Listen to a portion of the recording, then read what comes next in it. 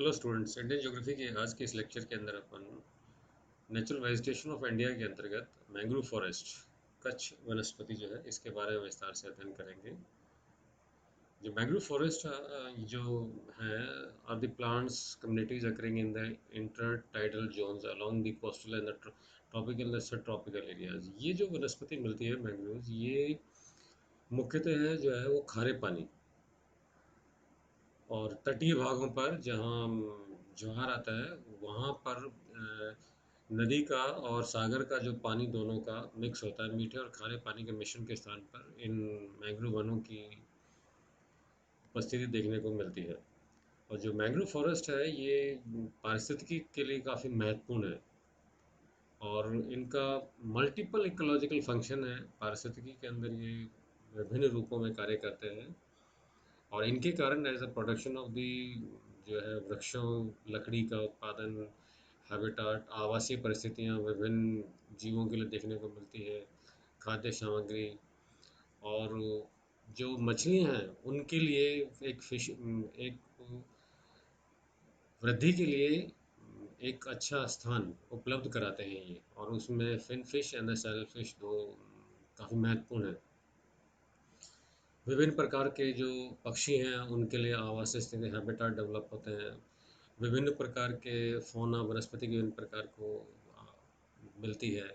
Protection of the coastal and the excretion of the sediments from the new lands. जो तट के आसपास जो है पर्दन की क्रिया होती है उसे भी ये नियंत्रित करने का कार्य करते हैं। और ये जो फॉरेस्ट एरिया है ये अपन ने students climatic divisions of India से पढ़ा था, फिजिकल डिविजन्स ऑफ इंडिया में पढ़ा था, ट्रॉपिकल और वनस्पति के अंदर ही पढ़ा था, ट्रॉपिकल एंड सब ट्रॉपिकल, उष्ण कटिबंधीय और उपोष्ण कटिबंधीय। जो ये क्षेत्र है वहाँ पर ये वनस्पति पाई जाती है।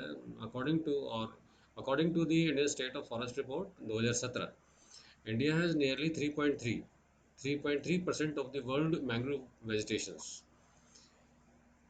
और इसका जो विस्तार जो देखने को मिलता है वो लगभग जब 24 और 25 डिग्री अक्षांशों के मध्य ही आपको देखने को मिलेगा।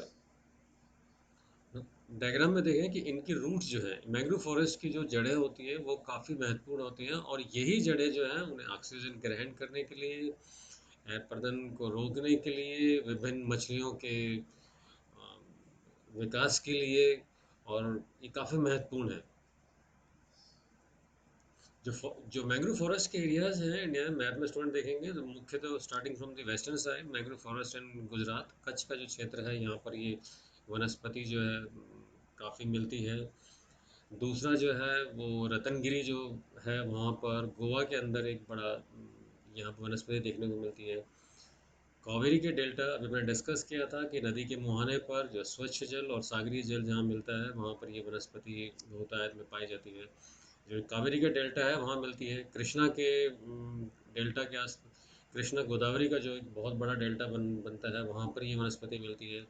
महानदी उड़ीसा के अंदर ये वनस्पति मिलती है। और सुंदरबन सबसे बड़ा जो महत्वपूर्ण जो मैंग्रोव फॉरेस्ट का एरिया है वो सुंदरबन है।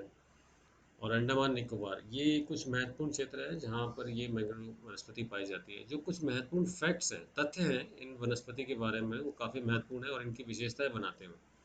यही जो फैक्ट्स हैं, ये तथ्य फैक्ट्स हैं, ये इनकी महत्वपूर्ण विशेषता है। One is they represent the literal forest ecosystem.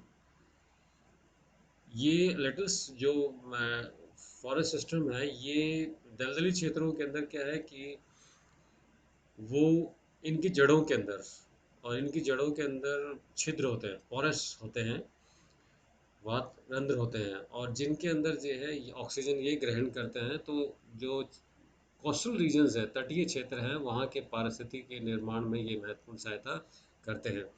अभी स्टूडेंट इसके low lying areas of the tropical and subtropical regions between the 24 degree north and 38 degree south में ये मिलते हैं are homes of the mangrove forest. Extension of the इन क्षेत्रों में ये मिलते हैं। और ये जो वनस्पति है दे आर आल्सो कॉल्ड हॉलोफाइट्स। हॉलोफाइट्स वो वनस्पति है, अपन ने स्टूडेंट बायोज्योग्राफी में आपने पढ़ा होगा, मेसोफाइट्स, थैलोफाइट्स, हाइड्रोफाइट्स एंड हॉलोफाइट्स। ये वो वनस्पति है जो क्षारीय मिट्टी की जो क्षारीय समुद्र तट के आसपास जो क्षारीय परिस्थिति हैं उसमें ये अडेप्ट करती हैं अपने आप को, वृद्धि कर सकती है। ये इस प्रकार की वनस्पति ये यहाँ पाई जाती है। The trees that grow in mangrove forests are generally 8 to 20 meters in height. These trees have thick leaves. क्योंकि वेजिटेशन ये जो है इनके पत्तियां बड़ी होंगी, क्योंकि यहाँ पर जो है तापमान और आर्द्रता काफ़ी अधिक है। तो अपने डिस्कस किया था कि इनकी हाइट भी पौधों की काफ़ी है, 8 से 20 मीटर मिलेगी। पत्तियां काफ़ी चौड़ी हैं क्योंकि ऊष्मा ग्रहण करती हैं।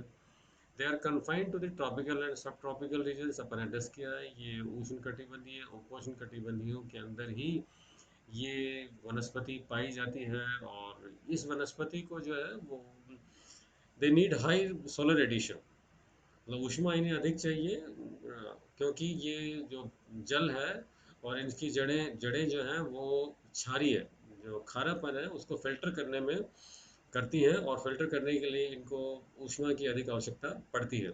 इसीलिए इन पौधों की जो है पत्तियां काफ़ी चौड़ी हैं, मैंने कहा था थिक लीव्स है, मोटी पत्तियां हैं। एक करेक्टर और आता है, they have blind roots. The roots help these trees to respiration. ये कहलाता है अनार्बिक सॉइल। जो ये जो ब्लाइंड रूट्स हैं ये, इन्हें मैंने अभी आपसे डिस्कस किया था, इनके अंदर जो है पोरस होते हैं, छिद्र होते हैं बड़े बड़े इस सॉइल के इन जड़ों के अंदर, और इनकी सहायता से ये ऑक्सीजन को अवशोषित करने में, दलदली जो पौधे हैं की जड़ें जो हैं श्वसन क्रिया में सहायता करने में कीचड़ व पानी से बाहर निकाल लेते हैं। इसे बड़े बड़े अंतर कोशिकीय अवकाश, मैंने कहा था इन्हें पोरस होते हैं, और इससे ही ये ऑक्सीजन ग्रहण करती है। ये इनका बहुत बड़ा करेक्टरिस्टिक्स है इनका। जो अगला जो महत्वपूर्ण करेक्ट है, विशेषता है वो, the seeds of the mangrove forest germinates in the tree itself before falling. ये उससे पहले ही इनमें से वो वृद्धि प्रारंभ हो जाती है, जमीन पे गिरने से पहले ही। एक महत्वपूर्ण करेक्टर है। और जो मैंग्रोव फॉरेस्ट ट्रीज हैं, ये जो वन हैं, इनकी जड़ें जो हैं वो तीन प्रकार की होती हैं। जड़ों के बारे में मैंने कहा था, ये प्रॉप अप, एयर, स्टिल्ट। और जो mangrove they are types of the mangrove forest जो हमारे यहाँ पर भी मिलता है, और इनके प्रकार जो हैं, एक आधार कलर के आधार पर एक आता है red, found along the coastlines। दूसरा है black. Major features of such mangrove trees is their dark bark, they have access to the more oxygen, and next is a white। Compared to red and black mangroves, these grew at the highest elevation. जो ऊंचे स्थानों पर जो वनस्पति का प्रकार है वो वाइट प्रकार का होता है। नाउ द मेजर मैंग्रोव्स इन जो क्षेत्र हैं इन इंडिया फाउंड इन, अभी अपने मैप में भी डिस्कस किया था, सबसे महत्वपूर्ण है सुंदरबन, महानदी डिस्कस किया था, कृष्णा गोदावरी किया था, गुजरात में किया था, रतनगिरी किया था, गोवा किया था, कावेरी, कृष्णा एंड कावेरी का डिस्कस कर चुके हैं, अंडमान एंड निकोबार। ये काफ़ी जो सारे कोस्टल जो प्रांत है, क्योंकि ये वनस्पति वहीं पर तटीय क्षेत्रों पर ही पाई जाती है। और जो mangrove makes 1% of the tropical forest of the world, India has 3% of the total mangrove forest cover in south Asia. Important, mangrove covers in India is 4,975 square kilometers, 0.515% of the total geographical area of the country। पूरे भारत का जो है उसका प्रतिशत का ये cover करते हैं। और इन्हें मतलब गहनता के आधार पर तीन, पहले कलर के आधार पर ट्रीज को किया था, अब इनको मैंग्रोव कवर्स को गहनता के आधार पर कि वेरी डेंस, अत्यधिक घनत्व है, और वन 1476 स्क्वायर किलोमीटर। एंड दूसरा है मॉडरेट, मध्य। और तीसरा है ओपन ग्रूव्स, जो काफ़ी फैले हुए स्पर। West Bengal has the 42.4% of the India's mangrove cover, highest in the country. अपन ने डिस्कस किया स्टूडेंट अभी, सुंदरबन का जो क्षेत्र है ये सर्वाधिक वनस्पति यहाँ पर, मैंग्रोव वनस्पति जो है यहाँ पर ही पाई, कच्छ वनस्पति यहीं पर पाई जाती है, सबसे बड़ा क्षेत्र है। ये स्टेट वाइज दे रखे हैं कौन कौन से क्षेत्र हैं, अपने मैप में डिस्कस किया था। एंड इंडिया की जो स्टेट एंड यूनियन टेरिटरीज हैं और उनकी साइट्स दे रखी हैं, वहाँ पर कोरल रिलीफ भी, ये फिजिकल ज्योग्राफी के अंदर मूंगा भित्ति के बारे में आपने डिस्कस किया था, कोरल साइट्स के बारे में। ये आंध्र प्रदेश की साइड है, अंडमान निकोबार, नॉर्थ अंडमान एंड निकोबार, गोवा का है, गुजरात का है, कच्छ का है, गल्फ का वाला पार्ट है, केरला का है, कर्नाटका का है, जो जो क्षेत्र है ये, और महाराष्ट्र के जो क्षेत्र हैं जहाँ पर ये वनस्पति पाई जाती है, उड़ीसा के जो क्षेत्र हैं जहाँ पर ये वनस्पति पाई जाती है। देन तमिलनाडु, तमिलनाडु के का जो क्षेत्र है, जैसे पुलिकेट बहुत बड़ी झील है, जो ये वाला सारा इसमें भी दोनों सागर और नदियों का पानी इसके अंदर मिलता है। वेस्ट बंगाल है, सुंदरबन बहुत बड़ा क्षेत्र अभी डिस्कस किया।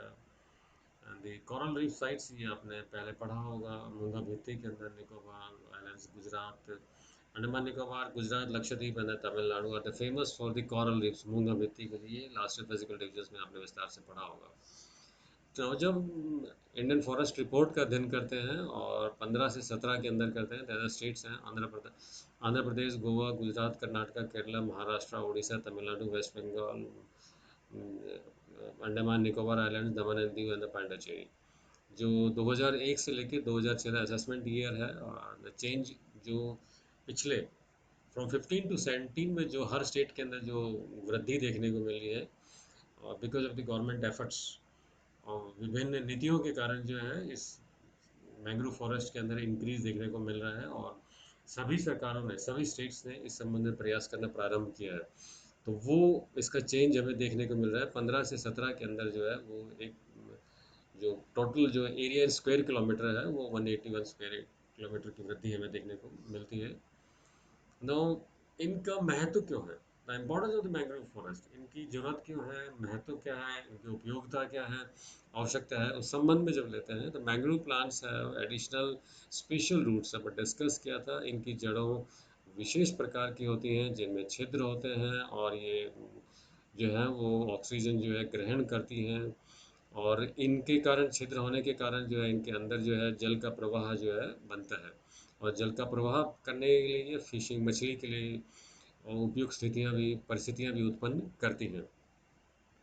और जब इनके मध्य में से जब जल का प्रवाह होता है तो the deposition of the sediment in the area, निक्षेपण में सहायता करती है, और कोस्टल एरिया, तटीय क्षेत्र है, उनको नियंत्रित, संतुलित करने में सहायता करती है। अभी मैंने कहा था provide a breeding ground for fishes, ये महत्वपूर्ण है, इनके कारण यहाँ मछलियों की अनुकूल परिस्थितियाँ उत्पन्न हो जाती हैं। जो मैंग्रोव मॉडरेट जो मानसून जो है उसमें जो ज्वार आते हैं, टाइड्स आते हैं, उनकी रोकने में और तट पर नुकसान करने, हानि ना हो, उससे भी ये सहायता करते हैं। और तटीय जो अपरदन है, दे प्रिवेंट कोस्टल इरोजन, तट पर अपरदन की मात्रा को, लहरें आकर टकराने में ये मार्ग में बाधा पैदा करते हैं लहरों के, तो परिणामतः तट पर जो है अपरदन को नियंत्रित करने में सहायता करते हैं। और एक महत्वपूर्ण जो है ये मैंग्रोव फॉरेस्ट का जो सबसे बड़ा महत्व है, फिशिंग ग्राउंड्स के अलावा जो ये जो महत्व है, the protect, they protect coastal lands from tsunami, hurricanes and the floods. ये महत्वपूर्ण है, ये वृक्ष जो है वो सुनामी और हरिकेन्स, जो तूफान है, उनसे जो हानि होने वाली होती है तटीय क्षेत्रों पर, उसे ये नियंत्रित करते हैं, उन्हें मार्ग में, इन सुनामी और हरिकेन्स के मार्ग में बाधा पैदा करते हैं। परिणामतः तटीय क्षेत्रों पर जो है वहाँ हानि कम होती है। ये सबसे एक बड़ा महत्वपूर्ण इनका इम्पोर्टेंस है, महत्व है इनका।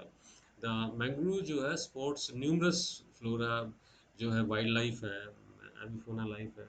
ये अपन ने कहा था क्योंकि परिस्थितियाँ जो हैं बहुत अनुकूल होती हैं, तो जीव जंतुओं के लिए और वनस्पति के लिए उपयुक्त परिस्थितियाँ यहाँ पर उत्पन्न हो जाती हैं। एंड ये जो फॉरेस्ट है, they provide a safe and favourable environment for breeding, जो है रेयरिंग, मैंने अभी डिस्कस किया था, जो मछलियों के लिए ये एक अनुकूल पर्यावरण बनाने में सहायता करते हैं इन फॉरेस्ट, और इसीलिए जो मैप में अपन ने देखा था, इन क्षेत्रों के अंदर जो है मछली व्यवसाय काफ़ी महत्वपूर्ण है। दे सप्लाई फूड, ये नॉर्मल चीज़ है, सभी वनों से हमें लकड़ी प्राप्त होती है, जलाने के लिए भी, मेडिकल प्लांट्स भी यहाँ से मिलते हैं हमें, चिकित्सा से संबंधित जो है विभिन्न प्रकार की वनस्पति मिलती है, खाने के लिए भी हमें मिलता है लोकल पीपल्स के।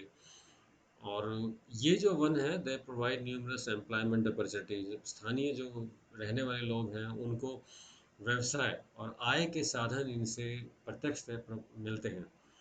और आय के रूप में जो है ये जो वन है वो यहाँ पर जैसे मधुमक्खी, क्योंकि वृक्षों की हाइट काफ़ी ऊंची होती है, तो मधुमक्खियों से शहद का जो संग्रहण है वो काफ़ी महत्वपूर्ण है। विभिन्न प्रकार के वैक्स हैं, ऑयल्स है, फिशिंग के लिए है, और एक ये है कि दे आर कार्बन सिंकिंग, ये जो है उसे अवशोषित करते हैं। ये सब एक बहुत महत्वपूर्ण है, जो पारिस्थितिकी की दृष्टि से काफ़ी महत्वपूर्ण क्रिया है इन वनों की। नाउ इन वनों के लिए, क्योंकि तरक्की जो हुई है और वनों पर जो है डिफरेंट डिफरेंट आर्थिक क्रियाओं के कारण जो है वो इनको नुकसान हुआ है। द थ्रेट्स है some, they are destroyed by the conservation conversion of the area of the agriculture purpose. ये मैंने बार बार डिस्कस किया है कि कृषि के विस्तार के कारण जिन क्षेत्रों के अंदर या जहाँ पर इवन ट्राइबल एरियाज़ के अंदर भी ये एक बहुत बड़ी समस्या बन गई, क्योंकि मानव की आवश्यकताओं के लिए, भोजन की पूर्ति करने के लिए कृषि का विस्तार करना पड़ेगा, और कृषि का विस्तार जब करेंगे तो इन वनों को नुकसान होगा। ये सभी पर लागू होते हैं। अपन ने डिस्कस किया था नॉर्थ ईस्ट के अंदर, एक्सेप्ट दी असम, आपने डिस्कस किया था उन सभी प्रांतों के अंदर जो है वनस्पति के जो कवर में है वो ऋणात्मक है, वहाँ पर कमी आई है। ऑल ओवर वृद्धि आई है, बाकी जो है नॉर्थ ईस्टर्न स्टेट्स के अंदर जो है वन, क्योंकि नॉर्थ अपने डिस्कस किया था कि जो उत्तरी पूर्वी के जो प्रांत हैं, सेवन सिस्टर्स हैं एक्सेप्ट द असम, तो सभी में आर्थिक, असम में ऑलरेडी टी गार्डन्स का काफ़ी बड़ा महत्व रहा है। ऊपर जो आर्थिक क्रियाएं अरुणाचल है, मिजोरम है, मणिपुर है, यहाँ पर इकोनॉमिक एक्टिविटीज़ में धीरे धीरे काफ़ी वृद्धि हो रही है, और वृद्धि होने के कारण रोड वर्क है, इवन ट्रेन का नेटवर्क ही फैला है, विभिन्न ऑयल रिफाइनरीज भी वहाँ लगी हैं, तो उसके कारण जो है वो इन वनस्पति पर विपरीत प्रभाव पड़ा है। इसी प्रकार मैंग्रोव फॉरेस्ट के अंदर भी ये विपरीत प्रभाव देखने को मिलता है।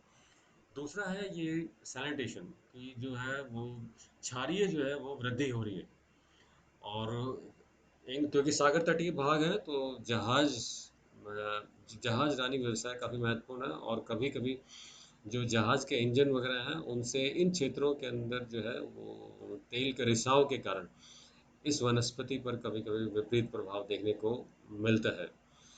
और कुछ क्षेत्रों के अंदर जो है वो केमिकल एंड पेस्टिसाइड्स का इस्तेमाल कर रहे हैं, क्योंकि कृषि जब बढ़ेगी तो कृषि उत्पादन के लिए जो है रासायनिक जो है वो पेस्टिसाइड्स हैं, कीटनाशक दवाइयों का उपयोग होगा, और जब ये कीटनाशक दवाइयों का उपयोग होगा तो मछली एंड इस वनस्पति पर विपरीत प्रभाव देखने को मिलेगा। और इन क्षेत्रों के अंदर भी स्पेशली गुजरात वगैरह के क्षेत्र में औद्योगिक विकास जो हो रहा है उसके कारण विपरीत प्रभाव देखने को मिल रहा है। नाउ इस क्षेत्र के अंदर जो conservation of the mangrove forest state report जो कहती है, the state report 2019 mention the following conservation techniques of the mangrove forest.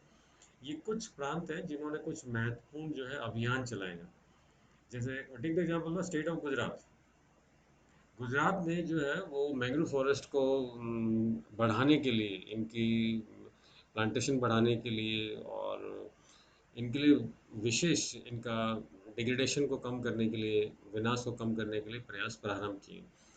The next state is Andhra Pradesh, और इन्होंने एक बोर्ड बनाया, डी इको डेवलपमेंट कमेटी।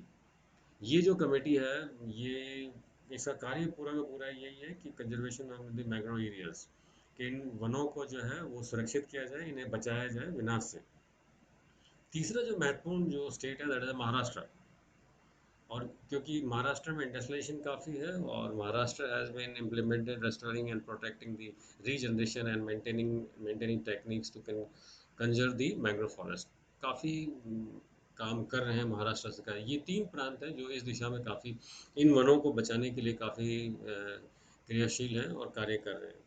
इन मैंग्रोव फॉरेस्ट के ऊपर स्टूडेंट्स कभी कभी बड़े आईएएस में क्वेश्चंस बने हुए हैं, यूपीएससी में क्वेश्चंस बने हुए हैं। जैसे क्वेश्चन दे रखा है, how many mangrove forest are found in which states, जो मिलते हैं उसमें mangrove forest in India are found in the following state, West Bengal, Gujarat, Tamil Nadu, Andaman Nicobar और इसी तरह के देखा है which is the largest mangrove forest of the world, that is Sundarban. मैंने डिस्कस किया था जो सुंदरबन जो हमारा जो क्षेत्र है, ये मैंग्रोव फॉरेस्ट का, इसका वनस्पति का सबसे महत्वपूर्ण क्षेत्र है, जिसे प्रिजर्व करना भी जरूरी है। Thank you.